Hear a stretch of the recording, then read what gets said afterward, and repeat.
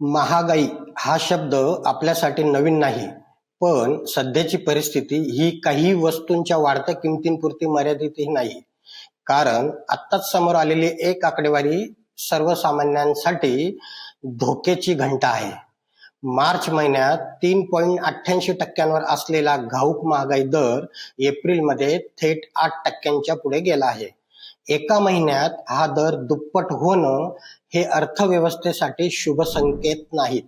हे कागदावरचे आकडे नाही, तर तुमच्या स्वयंपाकघरातील बजेट कोलमडण्याचे संकेत आहेत. नमस्कार, मी त्र्यंबक कापडे आणि आपण पाहत आहात त्र्यंबक कापडे डिजिटल. महागाईचा भस्मासूर रौद्र रूप धारण करत आहे आणि त्याचा थेट परिणाम तुमच्या जीवनावर कसा होणार आहे, काय अधिकृत माहिती समोर आली आहे, तुम्ही आत्तापासून काय उपाययोजना करायला पाहिजे, ही संपूर्ण माहिती या व्हिडिओत मी आपल्याला सांगणार आहे. त्यामुळे हा व्हिडिओ शेवटपर्यंत नक्की पहा. चॅनलला सबस्क्राईब केलं नसेल तर कृपया सबस्क्राईब करा.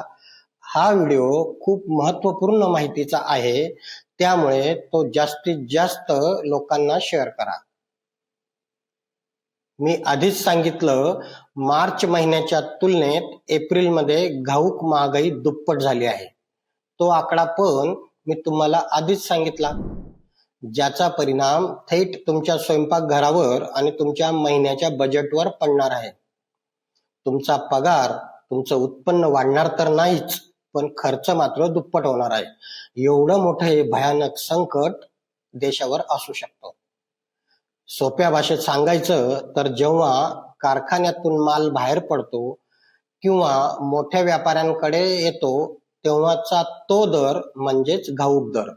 जेव्हा हा दर वाढतो तेव्हा त्याचे पडसाद काही दिवसातच किरकोळ बाजारात उमटायला लागतात. आज कच्चा माल महाग झाला तर उद्या दुकानातील साबण, तेल आणि बिस्किटांचे पुडे देखील महाग होणार आहेत. म्हणूनच अर्थतज्ञ घाऊक महागाईकडे भविष्यातील महागाईचा आरसा म्हणून पाहत असतात. आता तुम्हाला प्रश्न पडला असेल की ही परिस्थिती आता अचानक निर्माण का झाली? यामागे सर्वात मोठं म्हणजे कच्च्या तेलाच्या किमती. भारत आपल्या गरजेनुसार 80% कच्चं तेल आयात करणारा देश आहे.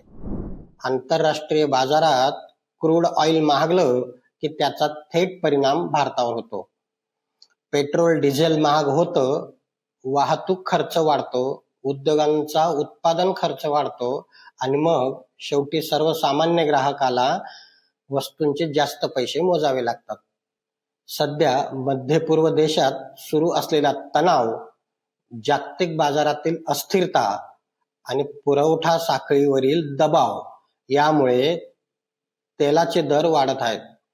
काही तज्ञ तर असा इशाराही देत आहेत, जर ही परिस्थिती आणखी बिघडली तर पुढील काही महिन्यात महागाईचा दबाव आणखी वाढू शकतो.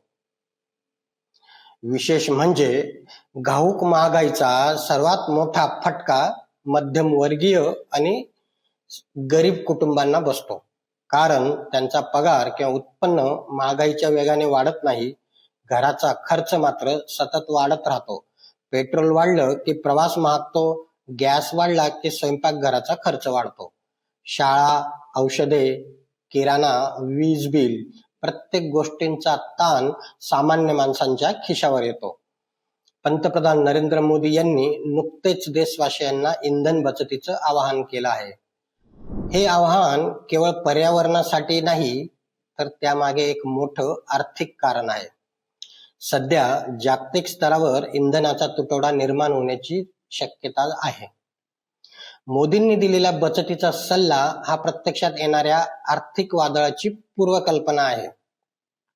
जर आपण इंधन वाचवलं नाही तर आपली परकीय चलनाची गंगाजळी रिकामी होईल आणि डॉलरच्या तुलनेत रुपया आणखी कमकुवत होत जाईल.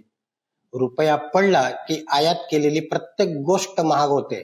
यात प्रामुख्याने खाण्याचं तेल आणि इलेक्ट्रॉनिक वस्तूंचा समावेश अधिक असतो. इंधन महाग झालं की फक्त तुमची गाडी चालवणं महाग होत नाही, तर सर्वच गोष्टी महाग होतात. शेतातून भाजीपाला शहरात आणणाऱ्या ट्रकचे डिझेल महाग झालं की पालेभाज्यांचे भाव वाढतात. कारखाने चालवण्यासाठी इंधनाची गरज असते. इंधन खर्च वाढला की कंपन्या उत्पादनाच्या किमती वाढवतात. सध्या कंपन्यांनी वाढलेला खर्च स्वतः सोसला आहे, पण आता त्यांची सहनशक्ती संपत आली आहे. त्यामुळे लवकरच पॅकेज फूड, औषधे आणि बांधकाम साहित्य जसे सिमेंट, लोखंड हे महाग होण्याची दाट शक्यता आहे. जेव्हा महागाई वाढते तेव्हा रिझर्व्ह बँक व्याजदर वाढवते.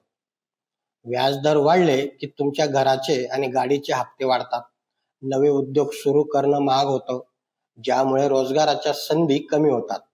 म्हणजेच काय, एका बाजूला वस्तूंच्या किमती वाढतात आणि दुसऱ्या बाजूला कर्जाचे हप्ते.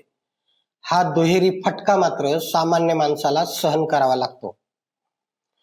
पंतप्रधानांचे आवाहन गांभीर्याने घ्या. शक्य तिथं सार्वजनिक वाहतुकीचा वापर करा किंवा वाहनांचा वापर मर्यादित करा. ही केवळ देशाची नाही तर तुमच्या वैयक्तिक बचतीची गरज आहे. अनावश्यक खर्च टाळा. पुढील काही महिने महागाईचा दबाव जास्त राहण्याची शक्यता असल्याने आपत्कालीन निधी तयार ठेवा. महागाईचा दर जर 8% असेल तर तुमची बचत किमान 9 ते 10% वाढवणे आवश्यक आहे. केवळ बचत खात्यात पैसे न ठेवता महागाईला मात देणाऱ्या पर्यायांचा देखील विचार करा. कारण मराठीत एक म्हण आहे, ज्याच्या घरची भाकरी त्यालाच तिची किंमत कळते. टीव्हीवर दिसणारे जीडीपीचे किंवा महागाईचे आकडे हे अर्थशास्त्रज्ञांसाठी विषय असतील, पण त्याचा खरा हिशोब घर चालवणाऱ्या गृहिणीला आणि कष्टकऱ्यालाच द्यावा लागतो. जर जागतिक परिस्थिती निवळली नाही तर महागाईचा हा भस्मासूर अधिक रौद्र रूप धारण करू शकतो. त्यामुळे आत्ताच सावध होऊन नियोजन करणं हाच एकमेव मार्ग आहे. सध्या कोणती गोष्ट सर्वात जास्त महाग झाल्याचं तुम्हाला वाटतं? सरकारने सर्वसामान्यांना दिलासा देण्यासाठी काय करायला हवं? महागाईमुळे तुमच्या महिन्याच्या खर्चात किती फरक पडला? कमेंट्स बॉक्समध्ये नक्की सांगा. आणि असेच सखोल तटस्थ विश्लेषण पाहण्यासाठी त्र्यंबक कापडे डिजिटल या चॅनलला सबस्क्राईब करा, लाईक करा आणि शेअर करायला विसरू नका. धन्यवाद. पुन्हा भेटूया पुढच्या व्हिडिओत. तोपर्यंत नमस्कार.